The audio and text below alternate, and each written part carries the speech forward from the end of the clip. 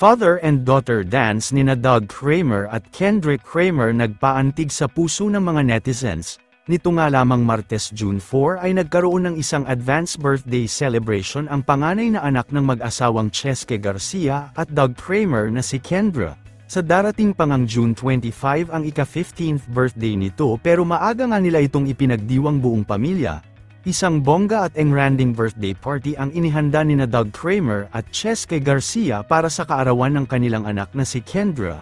Sa official Instagram account nga ni Kendrick Kramer ay masaya nitong ibinahagi sa publiko ang isang nakakaantig na video na kuha mula sa kanyang birthday party. Sa video na naibahagi ay mapapanood natin ang touching moment at father and daughter dance nilang dalawa na siyang nagpasaya sa puso ng maraming netizens. Kalakip naman ang video ay nagbahagi din si Kendrick Kramer ng isang touching message para sa ama.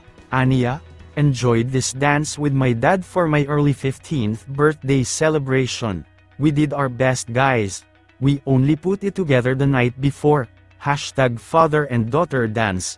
Caption nito. Samantala, narito ating panuurin ang nakakaantig na video na yan at ang iilang kaganapan sa ika-15th early birthday celebration ni Kendrick Kramer.